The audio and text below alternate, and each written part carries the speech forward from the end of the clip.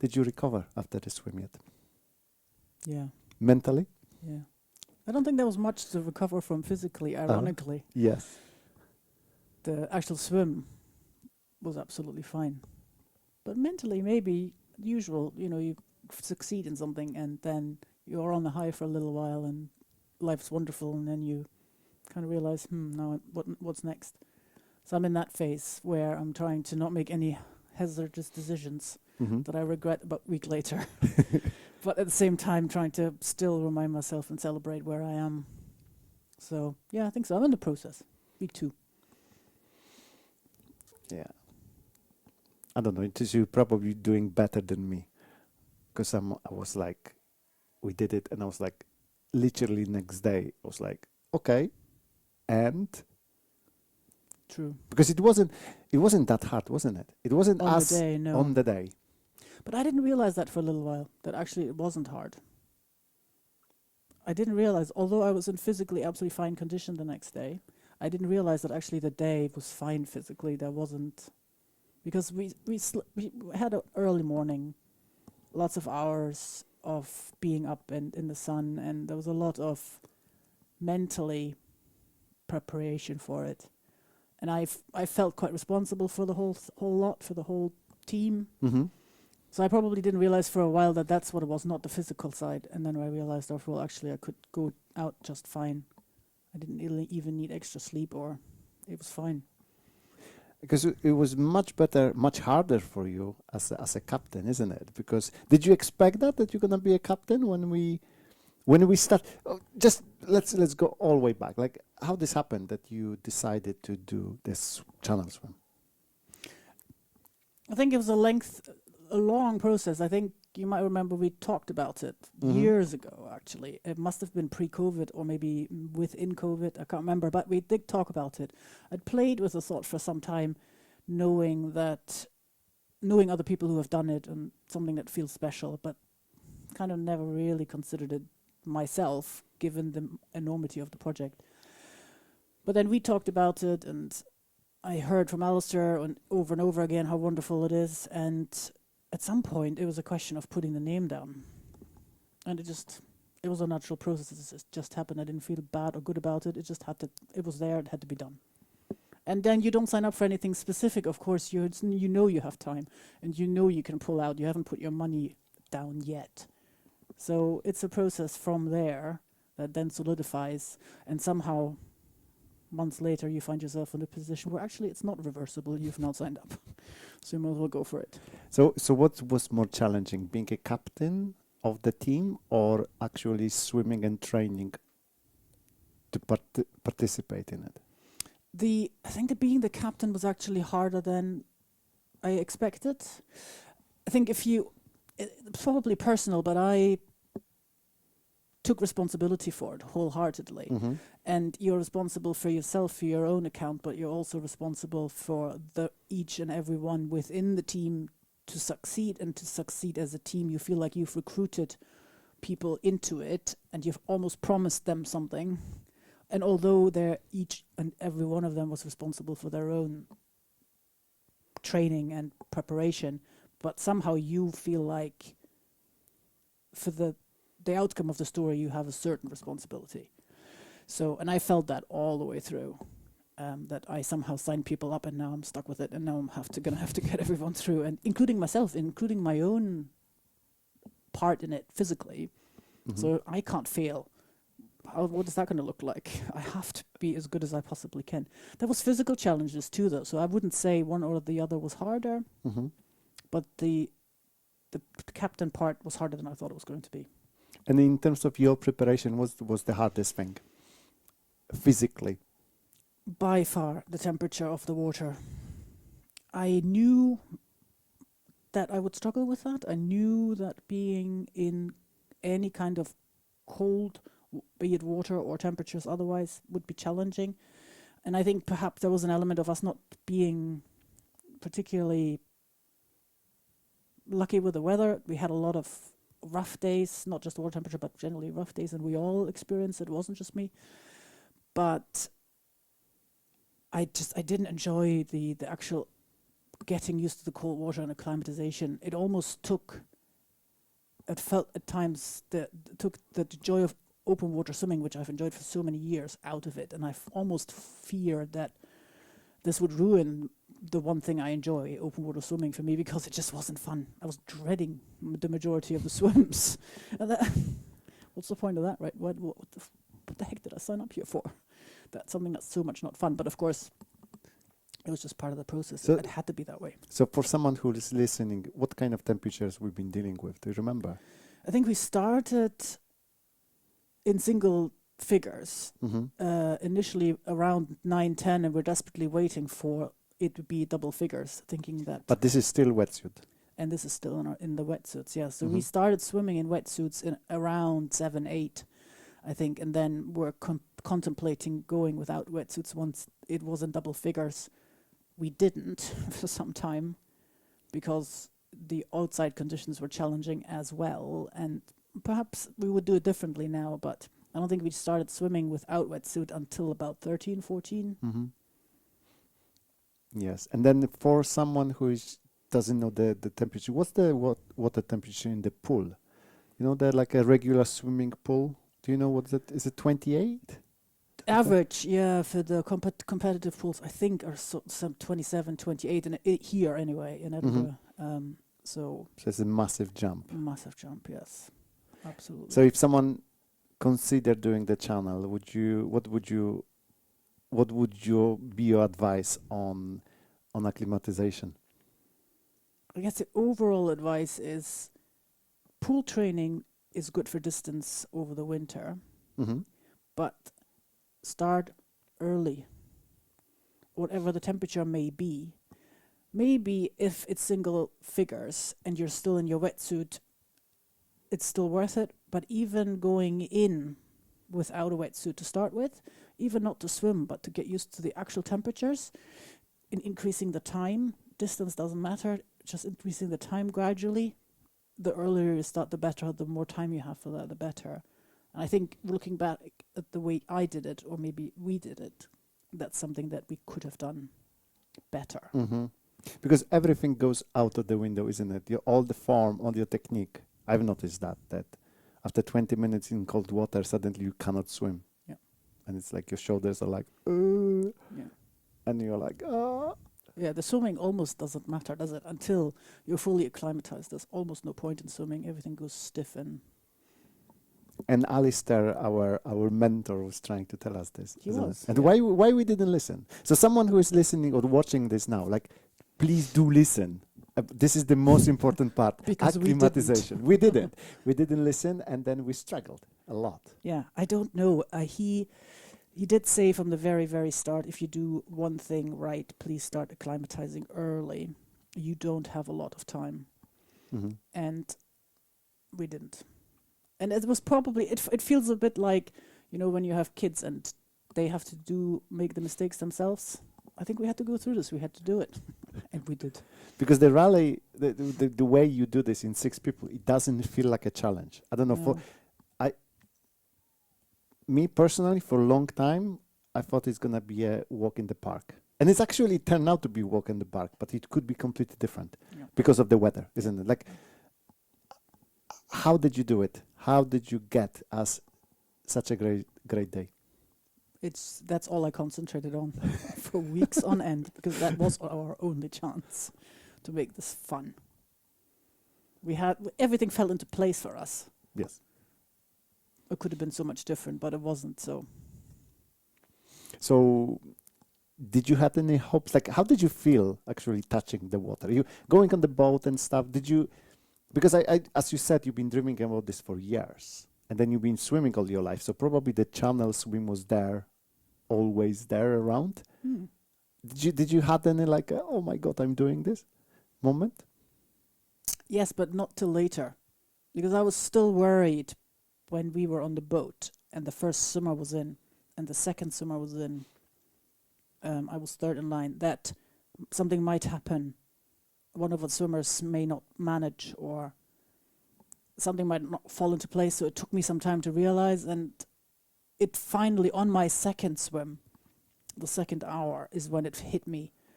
And I felt like, yes, we are doing this, and I am doing this, and it's just happening.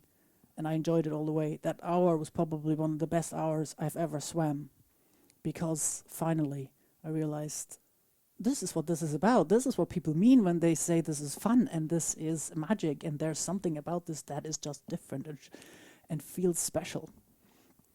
And I enjoyed the hour all the way. But before that, still quite tense, and things could have still happened. So what could happen, for example? It didn't happen to us, but what was your worries?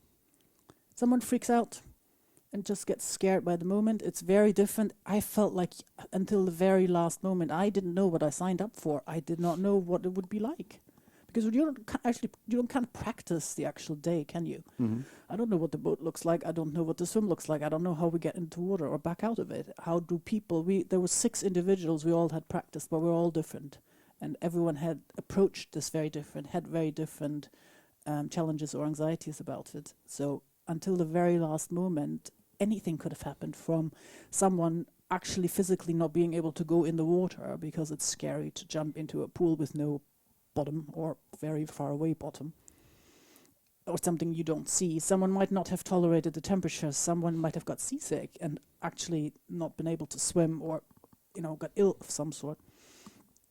And the weather was still unpredictable at that stage. Yes, the forecast was good, but we are in Britain after all, and who knows, could have fallen apart in the morning.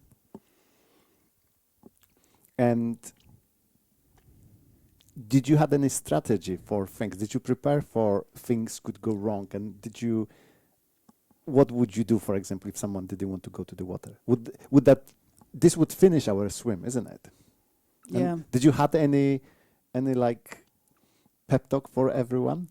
I didn't. At some point halfway through the process, as the team captain, I decided actually we were very lucky. We knew each other fairly well, and I knew every single one of them, and it was all friends rather than swimmers as such. There was much more to it. And I've decided that I know everyone well enough that I can trust every single person to do what needs to be done. Mm-hmm. And that we could deal with whatever comes up at the time when it comes up.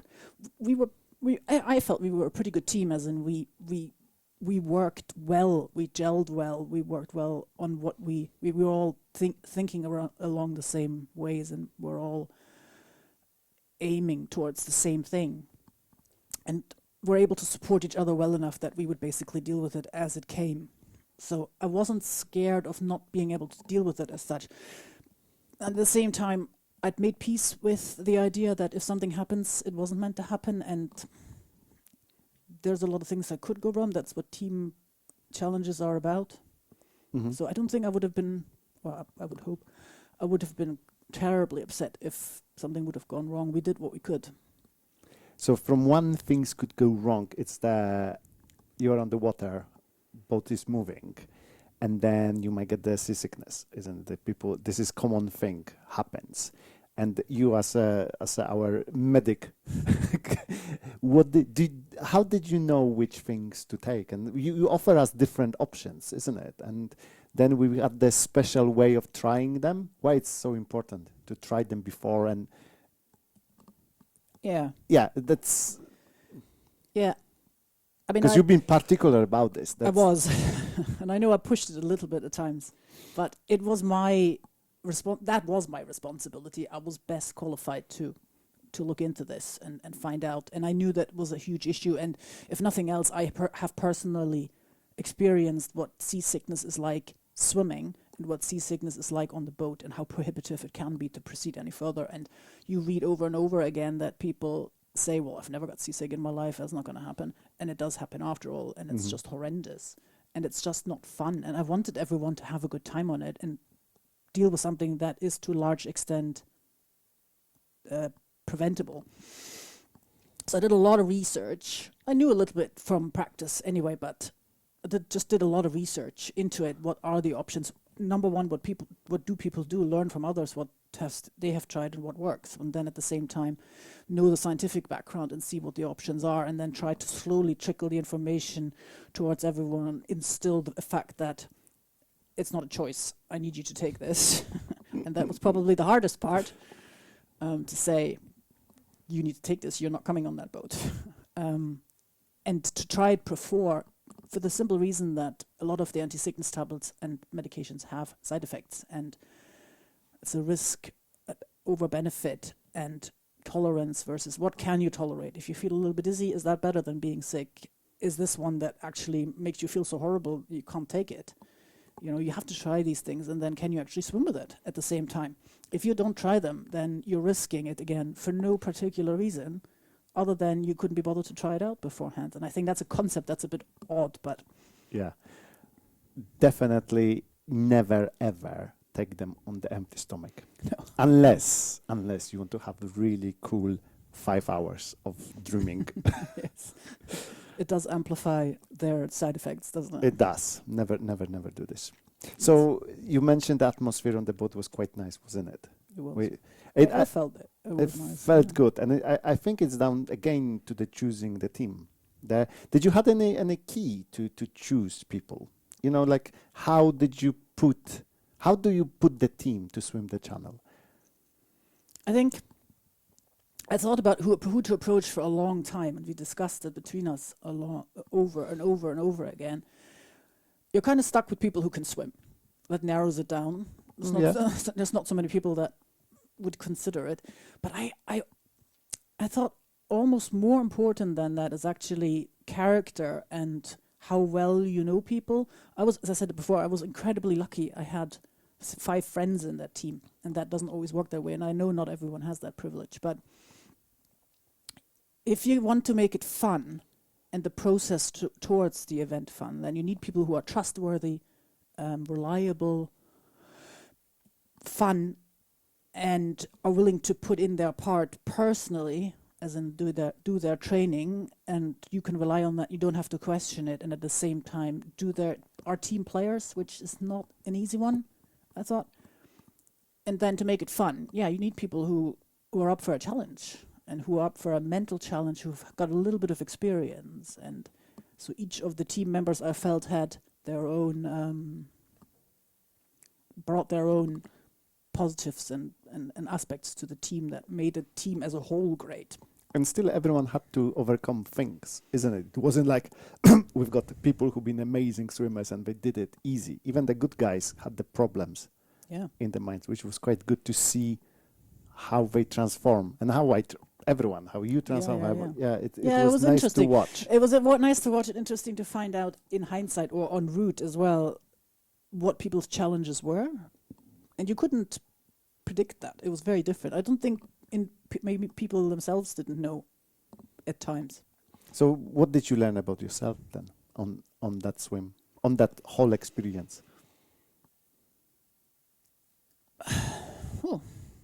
I think, again, with the physical challenge, half, the majority, not even half, the majority of it is actually mental, and having that the confidence or the determination to do this is something I actually do have.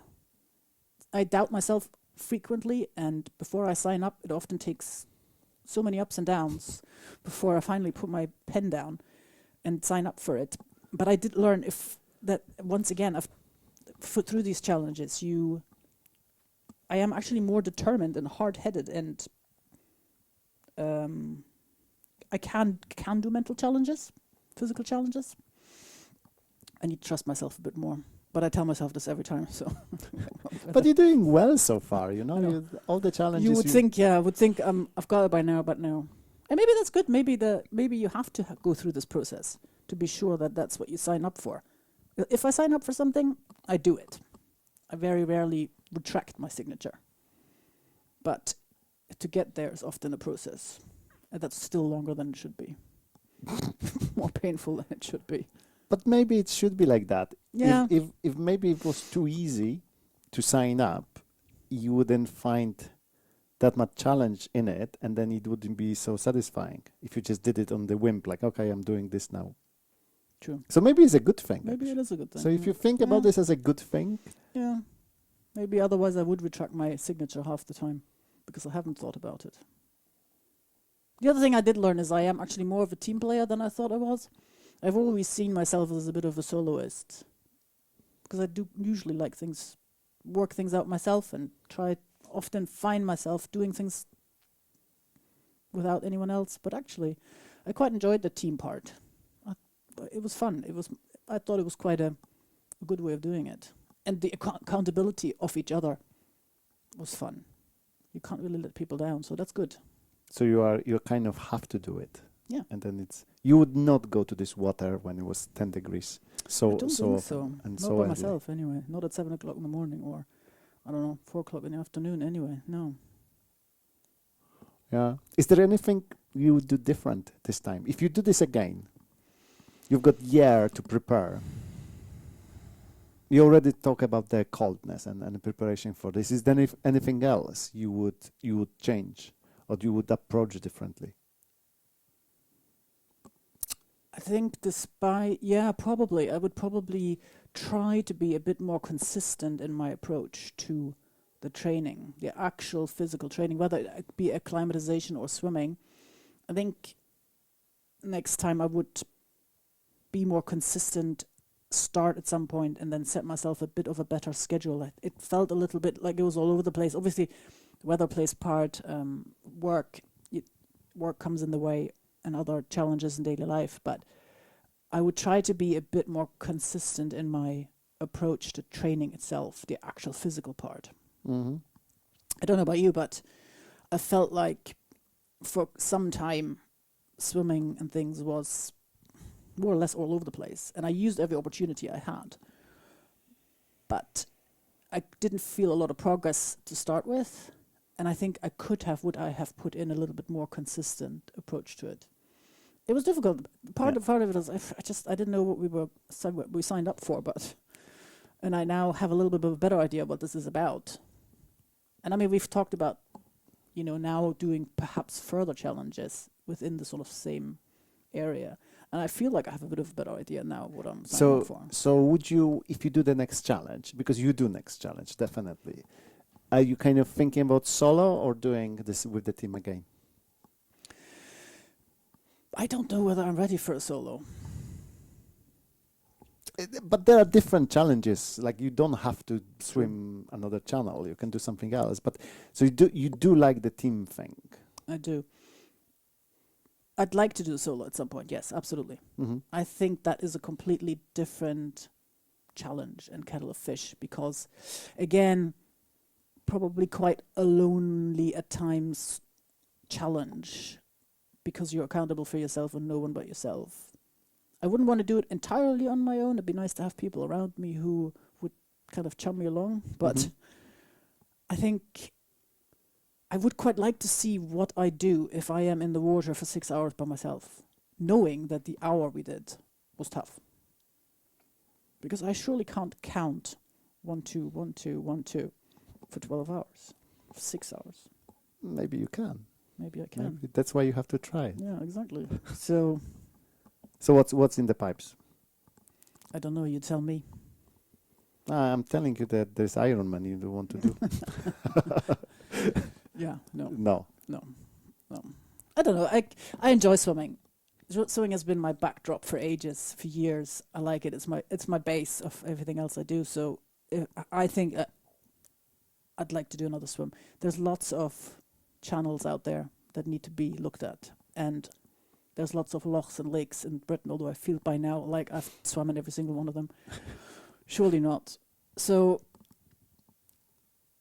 And we've mentioned it before, Gibraltar maybe. Gibraltar Strait seems like a logical next step in that. It's quite cool. It's a cool challenge. I like the origin country and the one you swim to. It's a nice climate. It's not... More jellyfish. More jellyfish, yeah. Slightly warmer. Maybe. Hopefully. You can do it as a solo but with other people. Yeah, that's true. If you find people who are willing to do it with you. And then, so maybe that would be a solo, obviously, and that would be nice to do it as a solo. But others, yeah, I'm not sure yet. Maybe as team as relays for other channels or things. So I'm always super interested why people do the challenges? How this is started with you? You know, because you're not an athlete, you are not professional athlete. Why did you start doing things like this? And how, if someone is watching or listening who never done anything like this, what's the reason? Because it seems stupid to swim across and then pay for it and train for it. Why would you do that? I think there's a couple of things there. I've never swam or done any sport competitive all the way down to childhood.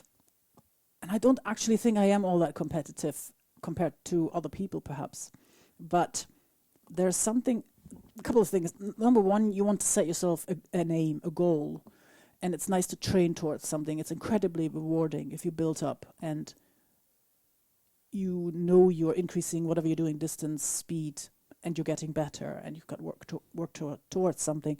And this getting out of bed at 7 o'clock, you're not going to do that if you have nothing no date that you have to complete the challenge.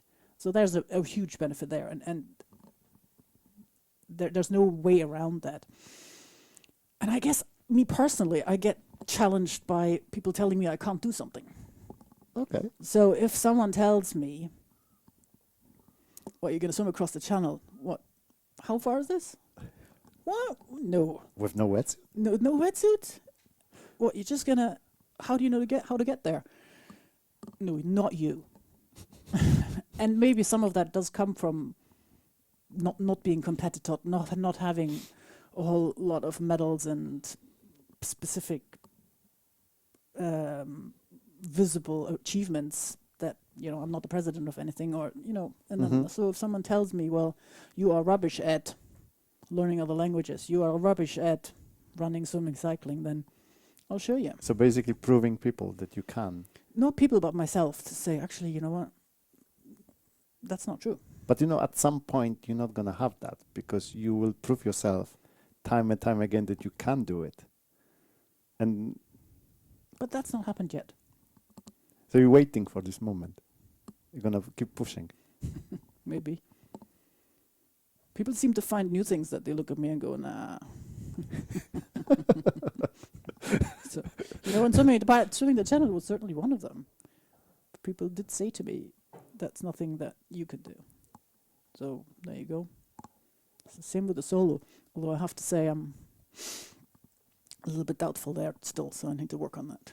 So before the last question, before you did the training for the team swim, did you thought that you could do the solo swim? And how this change your thinking about the solo swim? I didn't think I could do the solo swim. Okay, you already. And I still don't think, at this point, I don't think I'm ready for that. Even to train for it, I'm not quite there yet. I was a bit naive, and I think we talked about this, that perhaps I could not do it with 6 people, but maybe 2 or 3. That was so wrong. I think it would have been a significant challenge to swim for 3, 4, 5 times each if we were only 2 or 3 people in a team rather than the 6. The 6 was actually a pretty good number.